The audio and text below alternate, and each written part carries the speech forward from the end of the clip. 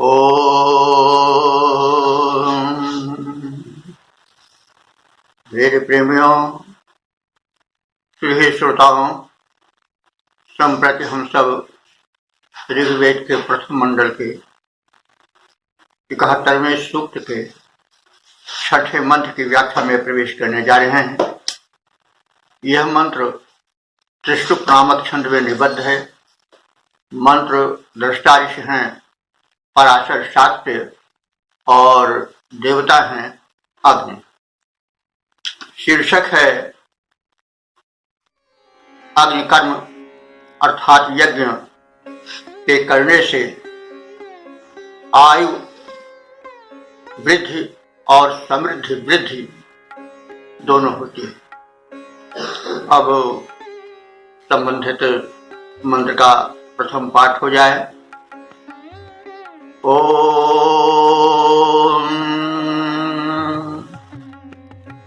स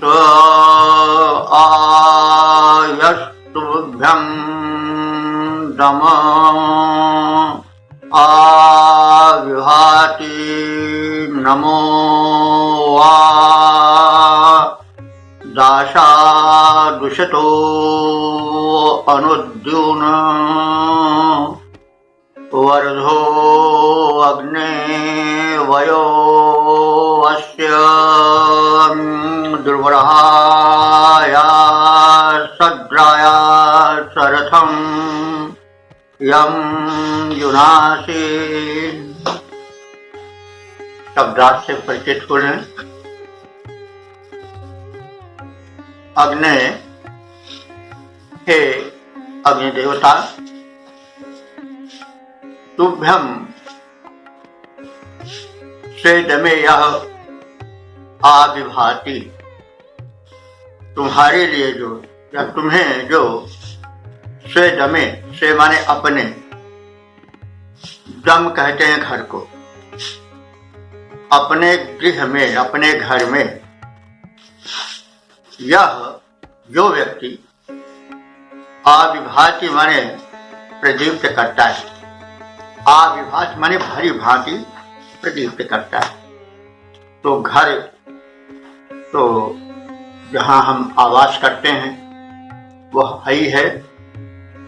उस घर में जब अग्नि प्रदीप्त होती है, यज्ञ होता है, तो वातावरण शोधन होता है, स्वास्थ्य का वातावरण बनता है और यज्ञ में तमाम लोग सम्मिलित होते हैं। संगठन शक्ति भी बढ़ती है और शरीर भी अपना घर है, उसमें भी हम जठाग्नि के रूप में अग्नि प्रदीप्त है।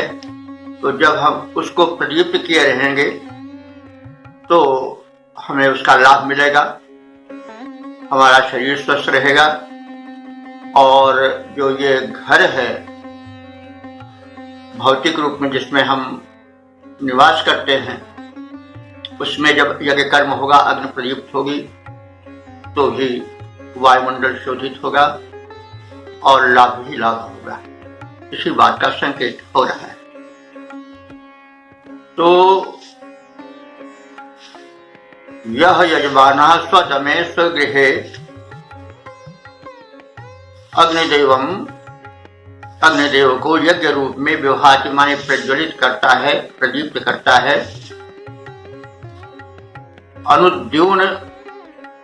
अनुद्यून माने प्रतिदिन, दिनों दिन। उषतः माने यज्ञ की कामना करता हुआ। जो नमः, नमः माने होता है नमः, नमः माने अन्न भी होता है। जो तुम्हें हव्यान्न अर्पित करता है। दाशात, दाशात माने जब बड़ा तालविशा रहता है तो दाश का अर्थ होता है प्रदान करना, दान करना। जब हस्व सा रहता है तो दास का अर्थ गुलाम हो जाता है, लेकिन ये दास है। दास माने प्रदान करना। तो जब उस प्रज्वलित अग्नि में, यज्ञवेदी में कोई हव्यान्न प्रदान करता है तो उससे लाभ क्या होता है, इसे बताया जा रहा है कि द्विवर्हा, उस व्यक्ति को दो प्रकार से लाभ होता है, और वह लाभ दो प्रकार से कैसे होता है कि अस्य वयः वर्धा, उस यज्ञकर्ता का वय कहते हैं, वय माने आयु भी है और वय माने अन्न भी होता है। तो उस पुरुष की आयु का वर्धन होता है और साथ ही साथ अन्न वर्धन होता है, अन्न से समृद्धि जुड़ी हुई है, उसे समृद्धि भी प्राप्त होती है। और यम शरथम जुनाश, और जो तुम्हें यज्ञ माध्यम से सेवित, तुम्हारी सेवा करता है, वह मनुष्य शरथम माने रथ के साथ जब युद्ध में जाता है तो वहां उसकी विजय होती है। तो यानी जीवन संग्राम में, सामान्य संग्राम में जो अस्त्र शस्त्र माध्यम से किया जाता है वहां विजय होती है, और साथ जीवन भी एक युद्ध है, मनुष्य को जगह जगह संघर्ष करना पड़ता है, तो युद्ध ही है। तो इलेक्शन भी लड़ा जाता है, वो भी युद्ध ही है, कहने का मतलब उसका बड़ा व्यापक क्षेत्र है। तो प्रत्येक क्षेत्र के संघर्षों में उस व्यक्ति की विजय होती है। तो यह बात अभी शब्दार्थों से स्पष्ट हुई। अब उसको हम जरा भावार्थ के रूप में, सपाट रूप में जान लें। जो व्यक्ति घर में प्रतिदिन यज्ञ करते हैं उनकी आयु बढ़ती है और धन धान्य में समृद्धि होती है। हे अग्निदेव, जो यजमान तुम्हें घर में प्रयुक्त करते हैं और इस प्रकार से यज्ञ करते हैं, तुम में आहुति डालते हैं और तुम्हारी स्तुति करते हैं, समर्पण करते हैं, भक्ति करते हैं तुम्हारे प्रति, वे उपासक तुमसे द्विगुणित लाभ पाते हैं। एक तो उनकी आयु बढ़ती है और दूसरे समृद्धि की वृद्धि होती है।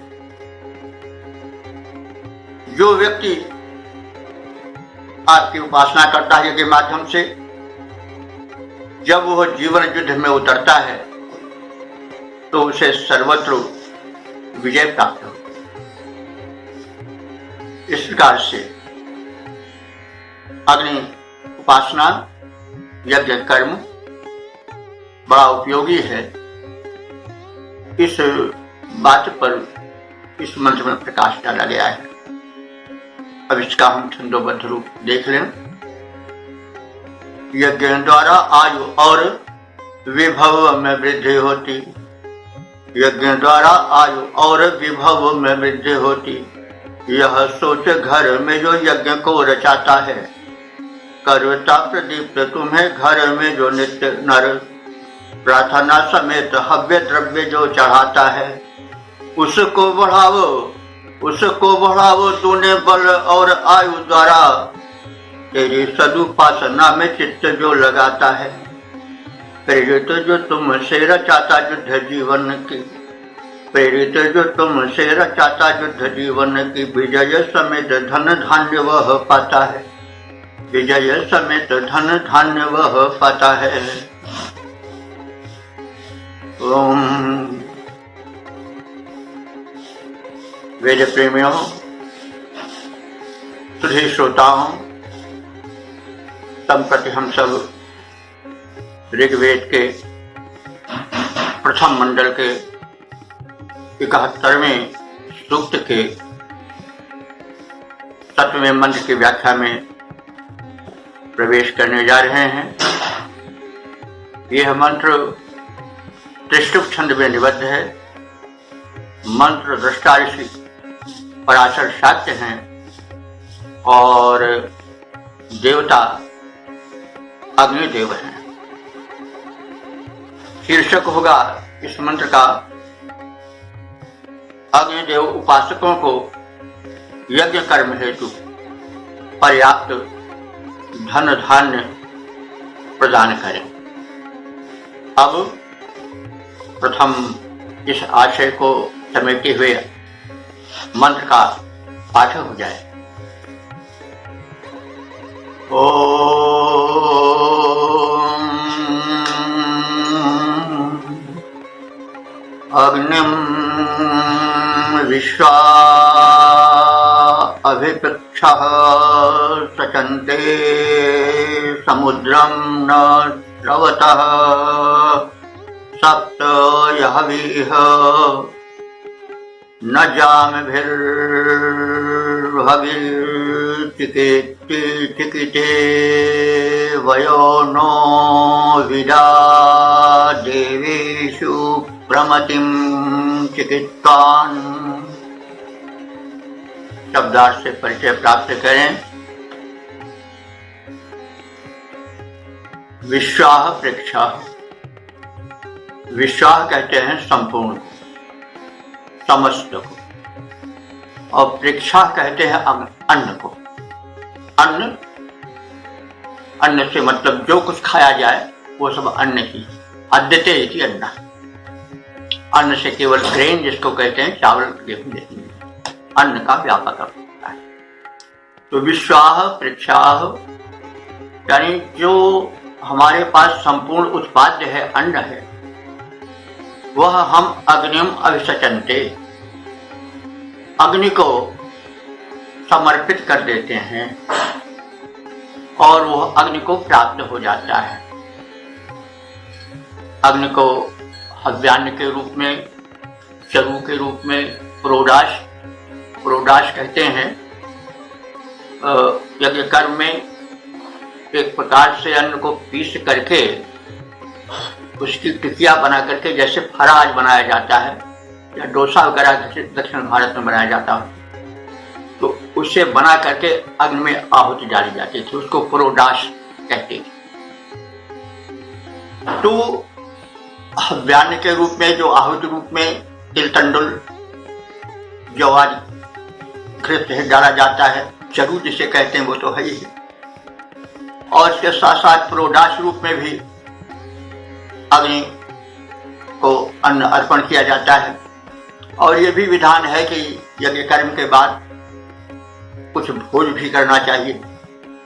तो इस प्रकार से यज्ञ कर्म में अन्न की पर्याप्त खपत होती है। तो इसी बात को लक्ष्य करके ऋषि कह रहा है कि हे अग्निदेव, हमारी जो अन्नोत्पत्ति है वह अधिक से अधिक तुम्हें समर्पित होती है, और हमारा यह उत्पाद अन्न का तुम्हारे पास वैसे ही प्रवाहित होता है जैसे कि सप्त यहवीह स्रवता समुद्रम न, जैसे कि सप्त यहवीह माने 7 नदियों का जल, समुद्रम सर्वतः समुद्र में बह करके जाता है। तो 7 नदियां उस समय ऋषियों को विशेष रूप से परिचित थी, उनका से विशेष संबंध था। 5 तो पंजाब की नदियां होंगी, सिंध, सतलज, झेलम, सरस्वती आदि जो हैं, तो 5 वे, उसी आधार पर पंजाब बना है। आगमन जल, जहां 5 जल हो, पंजाब वही सिंध प्रदेश। तो वेदों की रचना का भूमि सिंध प्रदेश ही है। आज वो पाकिस्तान में है, यह बात अलग है, लेकिन वेद की रचना भूमि वही प्रदेश। तो ये 7 नदियां यानी 5 सिंधवाज पंजाब में प्रवाहित नदियां और 2 नदियां गंगा यमुना इधर। इन 7 नदियों से ऋषियों का विशेष परिचय था।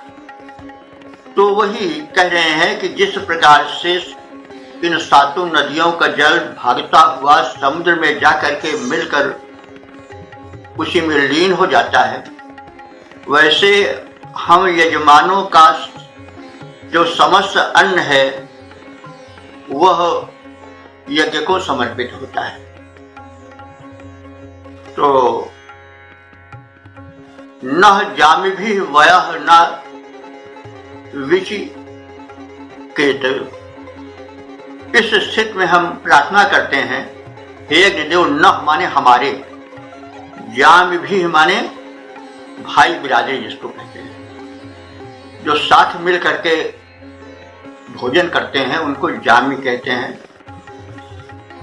तो जामी भी माने भाई बिरादरियों के साथ वह ना विचिकिते। हम वह माने अन्न भी होता है, वह न विचिकिते। हम आज से अन्न की प्रार्थना करते हैं क्योंकि अन्न हमारा व्यय होता रहता है यज्ञ कर्म में, इसलिए अन्नाभाव होना स्वाभाविक है। तो हम आज से यही याचना करते हैं कि हमारे जो भाई बिरादरी हैं, जो यजमान हैं, साथी हैं, उनमें अन्नाभाव न हो। अग्नि, हे अग्निदेव, देवेशु प्रमतिम। हमारे लोगों की मति जो है, बुद्धि जो है, वो देवों में लगी रहती है, यानी हम दिव्य शक्तियों की उपासना में दत्तचित्त रहते हैं। चिकित्वान विदः, इसे आप चिकित्वान माने जानते हैं, इस विषय में आपको पूर्ण ज्ञान है और इसलिए हमें आप अन्न प्रदान करो। तो इसका भावार्थ एक सपाट अर्थ में इस प्रकार से होगा, जैसे सातों महान नदियां प्रवाहित होकर समुद्र को प्राप्त होती हैं, उसी प्रकार संपूर्ण अन्न भविष्यान रूप में, प्रोडाश आदि रूप में अग्निदेव तुम्हें अर्पित होता रहता है। हमारे बंधु बांधव इस अर्पण से धन या अन्न संग्रह नहीं कर पाते, इसलिए आपसे प्रार्थना है कि यज्ञ कर्म चलता रहे। इसलिए हम सबको बंधु बांधवों समेत प्रचुर अन्न धन प्रदान करते रहो। हम लोगों की बुद्धि दिव्य शक्तियों की उपासना में लगी रहती है और इस तथ्य को आप जानते हैं और यह सब विचार करके आप हमें अन्न धन वैभव प्रदान करते रहो ताकि हमसे शुभ कर्म होता रहे। तो अब इस भाव को हम जान लें पद रूपांतरण में। अन्न धन वैभव की खान अग्निदेव अस्तु, उनकी कृपा से भक्त अन्न धन पाते हैं। जैसे सिंधु ओर सातों नदियां प्रवाहमान, सर्व हविष्यान वैसे अग्नि ओर जाते हैं। हमारे बांधवों में वैभव पर्याप्त नहीं, अस्तु वे यथेष्ट यज्ञ नहीं कर पाते हैं। उन्हें धन धन द्वारा पूर्ण भगवान करो, भक्त वे तुम्हारे ध्यान तुम में लगाते हैं। ओम। वेद प्रेमियों, सुधी श्रोताओं, संप्रति हम सब ऋग्वेद के प्रथम मंडल के 71वें सूक्त के 7वें मंत्र की व्याख्या में प्रवेश करने जा रहे हैं। यह मंत्र जो है वह त्रिष्टुप नामक छंद में निबद्ध है। मंत्र दृष्टा पराशर शाक्य हैं और देवता अग्नि है।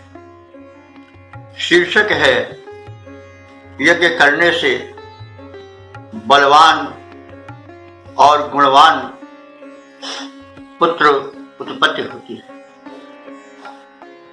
अब हम संबंधित मंत्र का पाठ करेंगे। ओम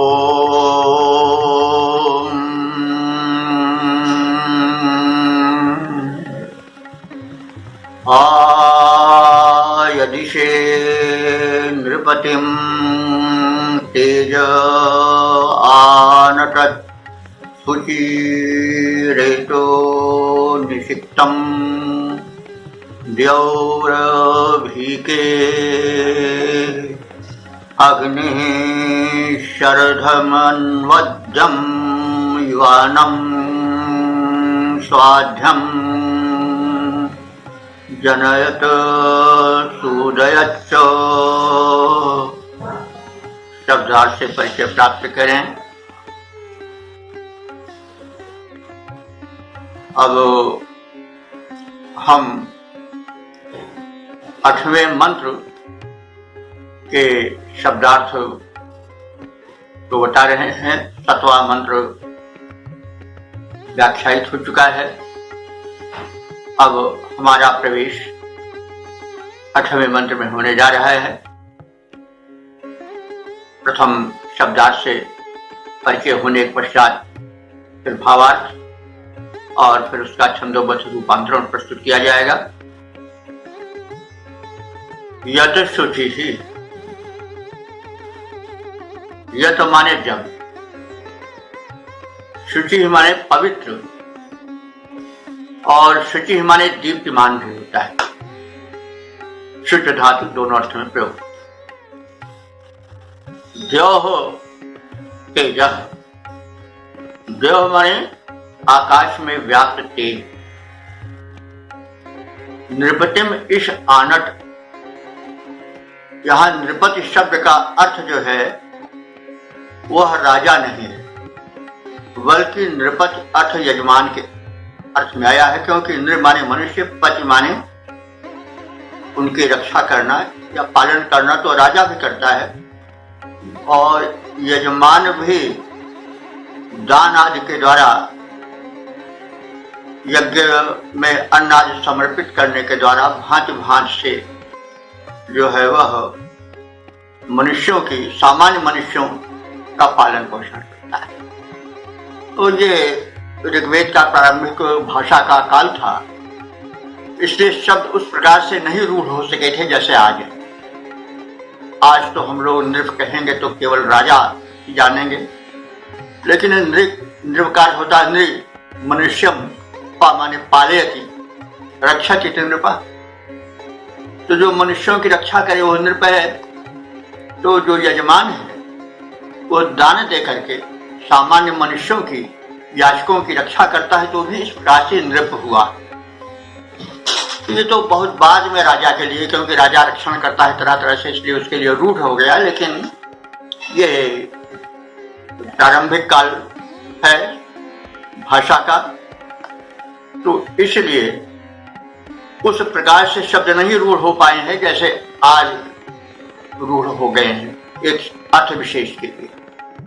तो यहाँ पर नृपति का अर्थ हुआ कि जो दाना आदि दे करके सामान्य मनुष्यों का पालन करते हैं, पोषण करते हैं, वे नृप हैं। तो यहाँ से मतलब दानी यजमान से। तो हे अग्निदेव, जब तुम्हें प्रदीप्त करके, यज्ञ कर्म संपन्न करके जो संपन्न यजमान हैं वे अन्न प्रदान करते हैं और यज्ञ कर्म होता है, तो उससे जो धूम उठता है उससे क्या होता है कि मेघ बनते हैं, पर्जन्य संभवति, और उन मेघों के बनने से जो वृष्टि होती है वह बड़े स्वस्थ जल वाली और औषधीय जल वाली वृष्टि होती है। उससे जो अन्न उत्पन्न होता है वो बड़ा तेजस्वी होता है, और उस अन्न के खाने से जो रस, रक्त, मांस और फिर अंत में वीर्य बनता है वो बड़ा पवित्र और बड़ा पुष्य होता है। परिणाम क्या होता है कि उससे अनवद्यम युवानम, जो संतान उत्पन्न होते हैं, पुत्र उत्पन्न होते हैं, अनवद्य माने दोष रहित होते हैं, पवित्र विचार वाले होते हैं, और युवानम माने काफी युवक शक्तिशाली होते हैं, और स्वाध्याय माने शुभ कर्म करने वाले होते हैं, सूर्यत माने वही उत्पन्न होते हैं। तो यज्ञ विज्ञान के लाभ को बताते हुए ऋषि कह रहा है कि जब अग्नि प्रज्वलित होती है और उससे पर्याप्त रूप में औषधीय धूम उठता है तो बादलों में मिल करके वृष्टि करता है, तो जो वृष्टि होती है वो बड़ी स्वास्थ्यप्रद होती है, और उस जल से जो अन्न, फल फूल आदि उत्पन्न होते हैं वो बड़े पुष्टिकारक होते हैं। जब मनुष्य उनका भक्षण करते हैं तो उससे बनने वाला रस, रक्त, मज्जा, वीर्य आदि का जो क्रम होता है, और वीर्य से जो संतान उत्पत्ति होती है वो बड़ी ही सशक्त होती है, शक्तिशाली होती है, और शुभ विचारों वाली होती है, संस्कार वाली होती है। और इस प्रकार से वैश्य और समष्टि, व्यक्ति और समाज दोनों का कल्याण होता है। तो यज्ञ के लाभों के वर्णन के संदर्भ में जो मंत्र कहा गया है उसका शब्दार्थ हम संक्षेप में जान लिए। अब सपाट रूप में उसके भावार्थ को जान लें। यज्ञाग्नि से मेघ उत्पन्न होते हैं और उससे पुष्टिकारक अन्न उत्पन्न होता है, और वह जलवर्षा औषधीय होता है। इस प्रकार से जो अन्न, फल फूल आदि उत्पाद हैं उनमें भी पौष्टिकता और सात्विकता प्रविष्ट होती है।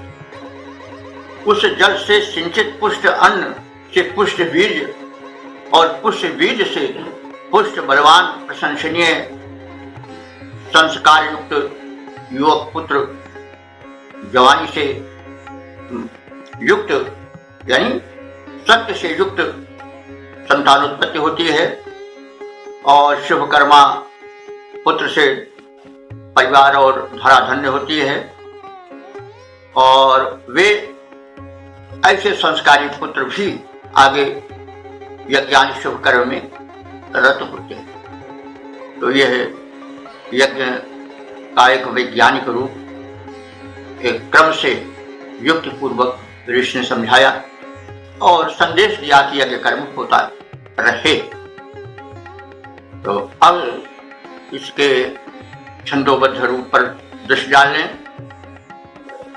यज्ञ यज्ञ द्वारा जन्म लेते मेघ वृंद जो की, यज्ञ अग्नि द्वारा जन्म लेते मेघ वृंद जो की, फसल के हेतु पुष्ट नीर बरसाते हैं, होती शस्य सिंचित है उससे भली प्रकार, सिंचन सघन पुष्ट अन्न उपजाते हैं, पुष्ट अन्न होता हेतु पुष्ट बल वीर्य का है, पुष्ट वीर्य द्वारा पुष्ट पुत्र जन्म पाते हैं, पुष्ट पुत्र हेतु होता शुभ कर्म यज्ञ का है, यज्ञ द्वारा नर सुखी जीवन बिताते हैं।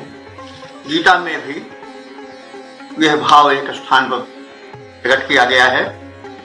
गीता के 3 अध्याय के 14वें मंत्र में कहा गया है कि अन्नाद भवन्ति भूतानि पर्जन्यादन्न संभवः यज्ञाद भवति पर्जन्यम यज्ञ कर्म समुद्भवः। वही बात है कि यज्ञ से धूम होता है, धूम पर्जन्य माने मेघों में मिलता है, उससे जो वृष्टि होती है वो उससे अन्न उत्पन्न होता है। अन्न बड़ा सात्विक और बलिष्ठ होता है, स्वाद होता है, और इस प्रकार से धराधाम पर आनंद की वृष्टि होती है, स्वास्थ्य और सौख्य की वृष्टि होती है, और इस प्रकार से संपूर्ण कल्याण यज्ञ में समाहित है। यह गीता में भी कहा गया है। तो प्रिय वेद प्रेमियों, सुधी श्रोताओं, अब हम इस व्याख्याक्रम में ऋग्वेद के प्रथम मंडल के 71वें सूक्त के 9वें मंत्र की व्याख्या में प्रवेश करने जा रहे हैं। यह मंत्र त्रिष्टुप छंद में निबद्ध है। मंत्र दृष्टा ऋषि पराशर शाक्य हैं, देवता अग्नि हैं और शीर्षक है यज्ञ कर्म से देवमंडल खुश होकर लोक कल्याण करते रहते हैं। अब संबंधित अर्थ को समेटे हुए मंत्र का प्रथम पाठ हो जाए। ओम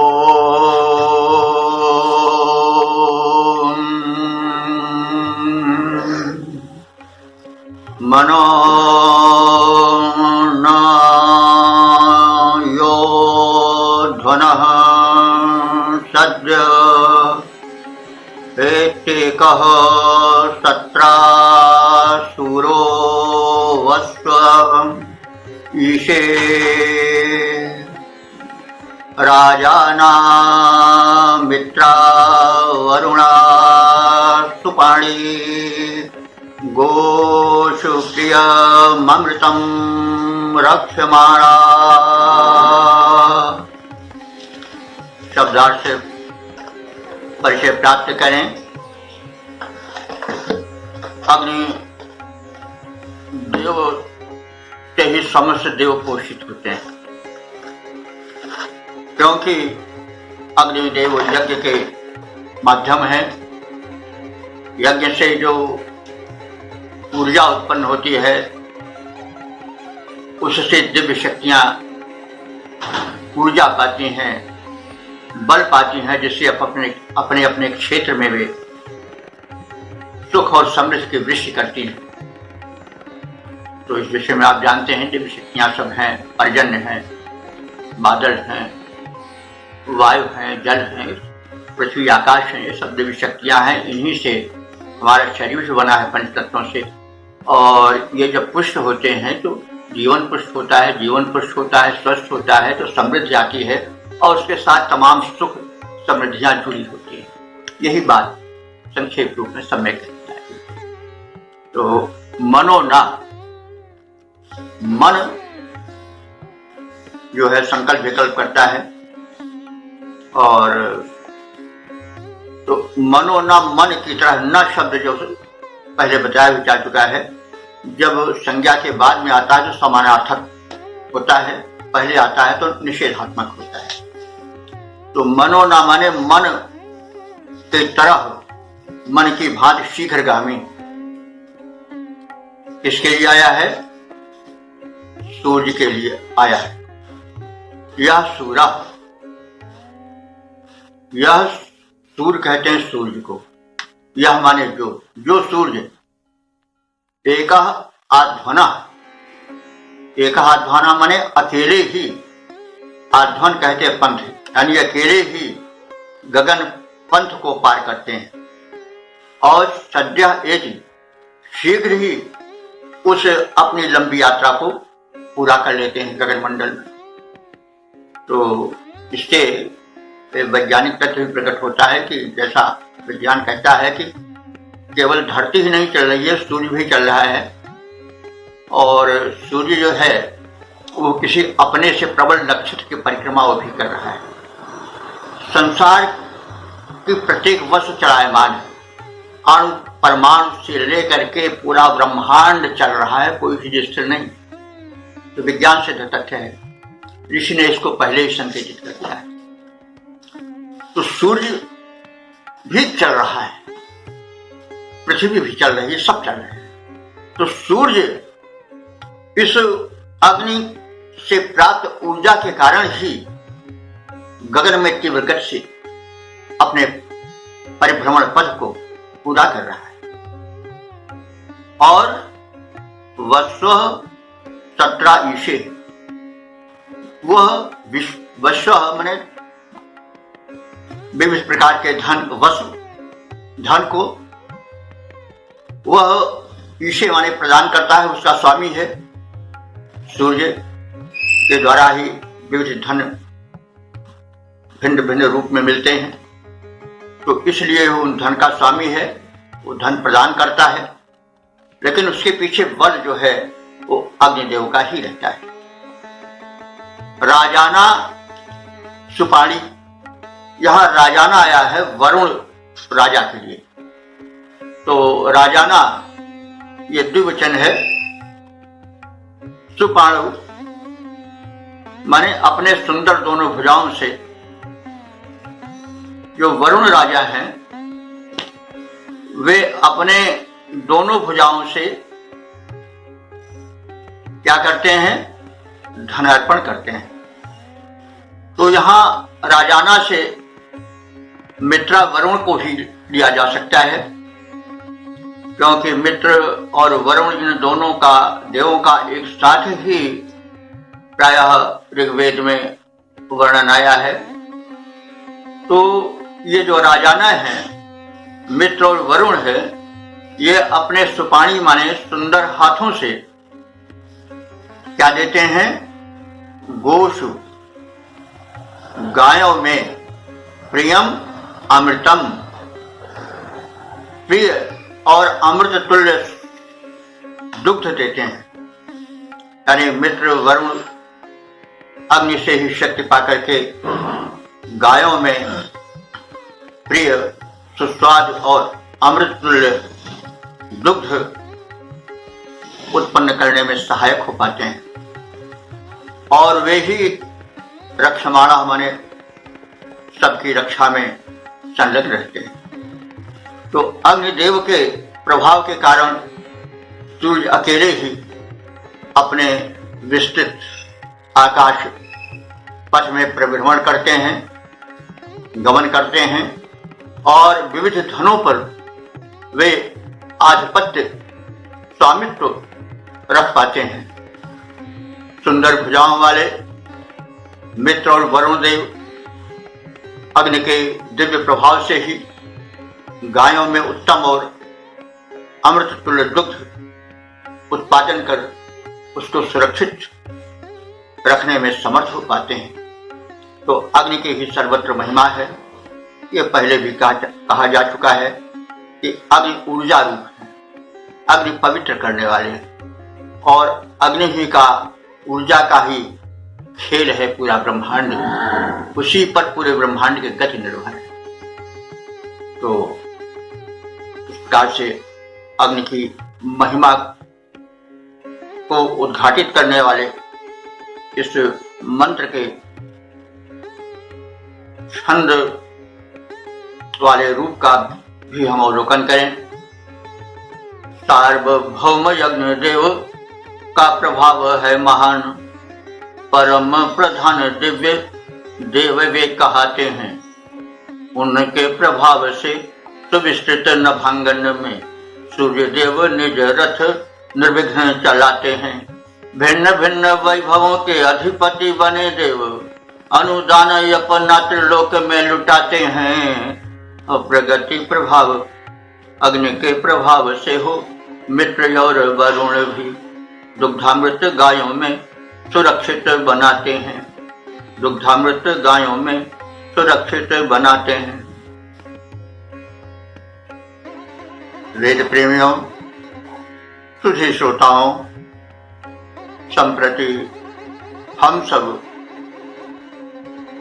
ऋग्वेद के प्रथम मंडल के 71वें सूक्त के 10वें मंत्र की व्याख्या में प्रवेश करने जा रहे हैं। यह मंत्र त्रिशुप नामक छंद में निबद्ध है। मंत्र दृष्टा ऋषि पराशर शाक्य हैं और देवता अग्नि है। शीर्षक है कि अग्नि उपासना से बुढ़ापा आता नहीं है, अगर आता भी है तो कष्ट नहीं पहुंचा पाता है। अब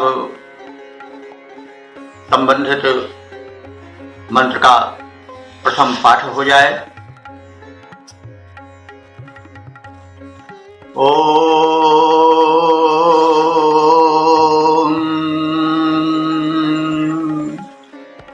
मानो अग्ने सख्या पित्र्याणि प्रमर्तिष्ठा अभिविदुष्कविः सन् नभो न रूपं यरिमा मिनाति पुरा तस्या अभिषष्टेर्धीः। शब्दार्थ से परिचय प्राप्त करें। अग्नि, हे अग्नि देवता, पित्र्याणि सख्या, सख्या माने मैत्री, पित्र्याणि माने हमारे पितरों से चली आ रही है। तो हे अग्नि देवता, आपसे हमारा मैत्रीपूर्ण भक्ति भाव आज से नहीं, हमसे ही नहीं, बल्कि हमारे पूर्व पुरुषों से चला रहा है। और ऐसी मित्रता जो पीढ़ी दर पीढ़ी चली आ रही है, वह आप ऐसी कृपा करो कि मां प्रमर्शिष्ठा, वह कभी नष्ट न होने पावे। आप कवि माने सर्वद्रष्टा है। वैसे कवि का अर्थ होता है रचनाकार, कवि का अर्थ होता है, अगर शब्दार्थ लें तो कम आनंदम वितरित इति कवि, जो कौ कहते हैं आनंद को, जो आनंद को वितरित करे वह कवि है। कवि रचनाकार को भी कहते हैं। यहाँ पर विशेषण आया है कवि अग्निदेव के लिए। तो हे क्रांतदर्शी, हे रचनाकार, हे आनंदप्रद अग्निदेव,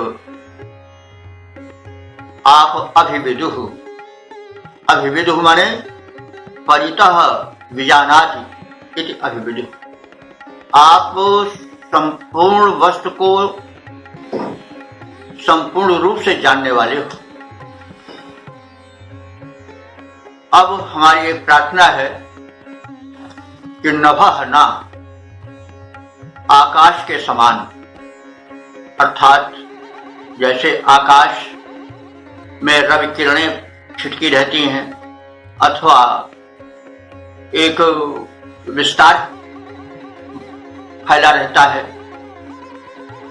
उस पर अधिकार जमाए रहता है, वैसे ही जो है वह वृद्धावस्था हम प्राणियों पर अधिकार जमाती है। और यह वृद्धावस्था कैसी है? रूपम जरिमा, रूप को नष्ट कर देने वाली। रूपे जरा भयम कहा भी गया है। कैसा भी सुंदर रूप क्यों न हो, बुढ़ापा में बदरूप हो जाता है। बुढ़ापा रूप को छीन लेता है। तो रूपम जरिमा, रूप को जला देने वाला, छीन लेने वाला बुढ़ापा हम लोगों को घेरे है और हमारे स्वरूप को नष्ट करने के लिए समुद्रित। तो हे अग्निदेव, अभिषष्टे तस्या पुरा अध इति, यानी विकृत बनाने वाला यह अभिशाप रूप जो बुढ़ापा है, उसको आप पूरा अध आने के पहले ही नष्ट कर दो, समाप्त कर दो। यानी हमारे शरीर में वृद्धावस्था करके हमको कुरूप न कर सके, हमको क्षीण न कर सके, हमको दुर्बल न कर सके, इस पर आपका ध्यान रहे, कृपा रहे। क्योंकि हम सब जानते हैं कि जब अग्नि तत्व क्षीण होता है तभी शरीर में ऊर्जा क्षीण होती है और तभी जो है वो चमड़ियां सिकुड़ने लगती हैं, तभी जो है वो जो सुंदर चमकता हुआ चेहरा है वह कुरूपता की ओर बढ़ता जाता है, घिनौना बनता जाता है। तो अग्नि तत्व जब तक सशक्त रहता है तब तक शरीर में शक्ति रहती है, ऊर्जा रहती है और सौंदर्य और रूप की चमक, अपना रूप, अपनी छटा बिखरती है। तो वृद्धावस्था बड़ी कष्टकर है। ऋषि यह चाह रहा है कि अग्निदेव की कृपा रहे, वे हमारे भीतर प्रदीप्त रहें और बाहर यज्ञशाला में प्रदीप्त होकर के स्वस्थ वातावरण बनाएं ताकि बुढ़ापा आ न पाए, और अगर आ भी जाए तो कष्ट न पहुंचा पाए। क्योंकि बुढ़ापा जो है वो रूप पहले छीन लेता है और शरीर को घिनौना बना देता है। इस प्रकार से ऋषि ने अग्नि सेवा को परंपरागत बताते हुए नित्य युवा बने रहने की कामना करता है और बुढ़ापा को दूर भगाने की प्रार्थना अग्निदेव से करता है। इसके सपाट अर्थ को हम देख लें। अग्नि सेव्य है, इनके सम्यक सेवन से बुढ़ापा जल्दी नहीं आ पाता है। हे अग्निदेव, हमारी पैतृक मैत्री नष्ट न करना। हम और हमारे पूर्वज पुष्ट दर पुष्ट आपकी सेवा करते आ रहे हैं। आपको यज्ञ वेदी में स्थान देकर के हम व्यार्पण करते आ रहे हैं। हे देव, तुम सर्वज्ञ हो, सर्वदर्शी हो। जैसे सूर्य की रश्मियां अंतरिक्ष को आच्छादित कर लेती हैं, धूल आज अंतरिक्ष को आच्छादित कर लेती हैं, वैसे ही बुढ़ापा शरीर को आच्छादित कर उसे रूप बना देता है, उसकी छट छीन लेता है। हे अग्निदेव, इस बुढ़ापे को आने के पहले ही जला दो, नष्ट कर दो। हमें अमृत तत्व की प्राप्ति हो, ऐसी तुम्हारी कृपा हम पर बनी रहे। अब इसके छंदोबद्ध रूप का अवलोकन कर लें। सेवे अग्निदेव के सुसेवन से जीवन में जन को बुढ़ापा कभी घेर नहीं पाता है। पूर्वजों से चली आती मित्रता को अग्निदेव तुमको निभाना जन विनती सुनाता है। सूर्य किरणें गगन घेर लेती जैसे, वैसे तन को बुढ़ापा घेर कष्ट पहुंचाता है। आने के ही पूर्व इस जरा को विनष्ट करो, भरो वह अमृत जो यौवन लुटाता है। भरो वह अमृत जो यौवन विधाता है। यह मंत्र इस सूक्त का समापन वाला मंत्र है।